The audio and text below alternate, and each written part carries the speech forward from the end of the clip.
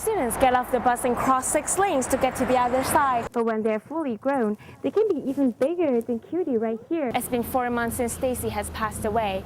Her mother, Brenda, didn't want to go on camera. Pedestrians who don't use the crosswalk will be fined $52. Sometimes they live almost as long, 5 to 15 years. But Barb says she has to be very sensitive to the patient's needs that day. Convert manure into biogas, fill things like this barbecue. Tomatoes like these are selling as low as 99 cents per pound, which is something that you may not think of when thinking of the Marine. Polo shirts that are white, baby blue, and navy blue like this one. And of course, we have the complete election results for you tomorrow on WFT News.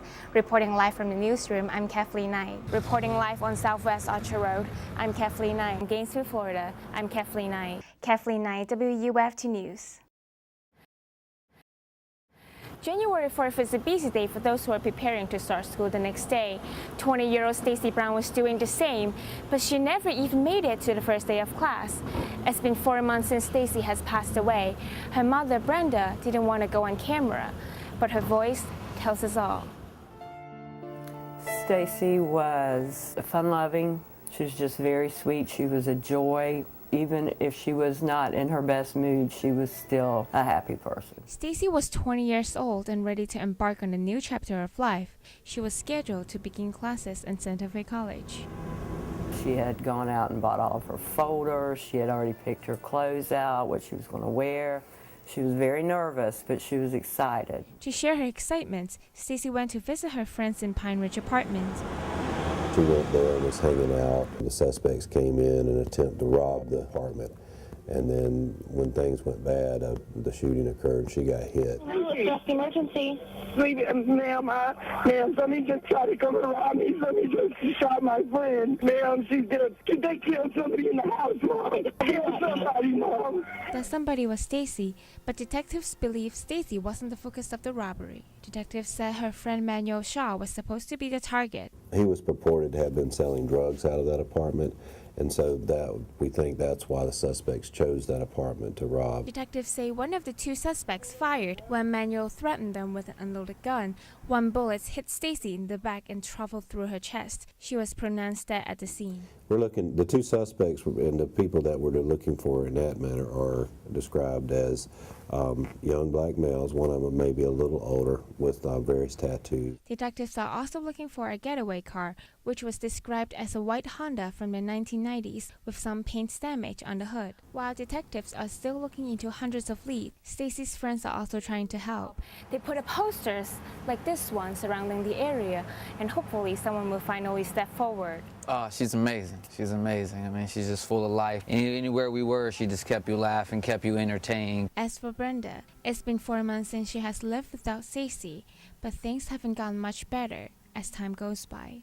I feel like the biggest sunshine of my life is gone, so I really don't have the desire to do things without her, and I miss her so much. But I know she would not want me to be this way and to continue on as if she were still here, and I'm trying. But she will always be in my heart forever, and I will see her again. I will see her and hold her and love her like I did for 20 years. If you have any information about the murder of Stacy Brown, please contact the Gainesville Police Department at 352-334-2483 or call Crime Stoppers and remain anonymous. Reporting from Gainesville, Florida, I'm Kathleen Ngai. One group in Gainesville is working to rescue abandoned rabbits and educate potential owners. Kathy Vanelli has a regular job from 8 a.m. to 4:30 p.m., but after hours, she works for the rabbits. I have approximately 24 rabbits here. That's right, 24 rabbits in one household, but the number changes every day. Here's all grown back. Kathy is the director of Gainesville Rabbit Rescue. She loves rabbits, but at the same time, she's eager to give them away. Being a foster parent, it's very difficult to give this little girl up when she finds her forever home. It will be very hard to give her up, but I can do it because I know she's going to go someplace and she's going to get a lot more attention than what I can give her. Finding the right family for a rabbit can be very difficult because people don't usually do their research before buying one, and that abundant bunny will end up being turned loose in the park. Can she survive? Probably for a couple of weeks, but it's a horrible existence. They get fur mites and ear mites so bad that literally are sucking the blood from them and sucking their life out of them. They will starve to death within maybe a month or so. When you give up a rabbit, the rabbit doesn't understand the reason why. All it knows is that it's not with the people it loves anymore. Those tiny cute little bunnies that you see in the pet store are usually 3 weeks of age.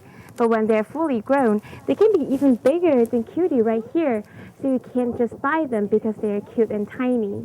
To prevent that from happening, Gainesville Rabbit Rescue also educates families before and after to go home with the rabbits. Currently, there are 6 volunteers in the rescue. Diana is one of them. She has been volunteering for about a year, and whenever she comes to take care of the rabbits, she doesn't consider that as a job. I love volunteering here. It makes me very happy to be able to help them. They don't get the attention that they should. So for me, it's very exciting to be able to help them whenever I can. For all the hard work that Diana and others give to the rescue, at the end of the day, they all share the same goal, which is to find these loving bunnies a place to call home forever. For more information about Gainesville Rabbit Rescue, you can visit their website at gainesvillerabbitrescue.org. Kathleen, Ngai, WUFT News. That was our last moments together. I'll never forget that. Charles Roop lost his girlfriend Erin Pelton last year after a car hit her on Archer Road. It happened when Erin was crossing south near 23rd Avenue but wasn't at a crosswalk. A driver head east moved into the center lane to avoid other pedestrians. That's when Erin was hit. I hear tires screeching, I hear a noise, and I turn around and I see Erin laying on the median. At that moment, Charles had only one thing in mind. Just praying and saying, God, don't take her from me. I need her in my life. I just don't take her from me. Erin was taken to the hospital. About an hour later, she died. I'll never forget those words because it's so painful, He told me we lost her. That was the exact words. I just fell to pieces right there. Since the accident, RTS added a new bus route, Route 38, which passes by the place where Erin was killed. It circulates from UF campus and goes along Old Archer Road. Many students get off the bus and cross 6 lanes to get to the other side. But as you can see, there's no crosswalk around here. That doesn't stop students from crossing this dangerous road, like what Erin did, just to save time. RTS spokesman Chip Skinner wants students to wait an extra 10 to 15 minutes to get off at a safer bus stop. Many of them want to get home as soon as possible, so they choose not to wait for the bus to come around on the other side of the roadway. According to a map from the Alachua County Sheriff's Office, there were 8 pedestrian traffic crashes on Archer Road in 2007 and 2008. And in Gainesville, there's an annual average of 140 traffic crashes involving pedestrians. That's nearly 3 accidents per week. We're working with RTS. They just finished a study looking into putting in some mid-block crossings, and we just got a copy of that study, and we're still evaluating it at this time. The Gainesville Police Department has been handing out brochures and giving warnings to educate people on pedestrian laws. Those who don't use the crosswalk will not only be crossing at their own risk, but can be cited as well. It's never the right thing to just try to beat out traffic. The number one thing they should remember is that they're probably not going to win a battle between themselves and a 3,000-pound vehicle. As for Charles, he says it worries him every time he sees people getting off at that bus stop on Archer. I still see people kind of just have to dart their way across the highway, and it's like, I just cringe every time I see that, because I know what could happen. Charles hopes to see some changes made to that bus stop before somebody gets hurt again. For now, police will just issue warnings for jaywalking, but starting in April, pedestrians who don't use the crosswalk will be fined $52.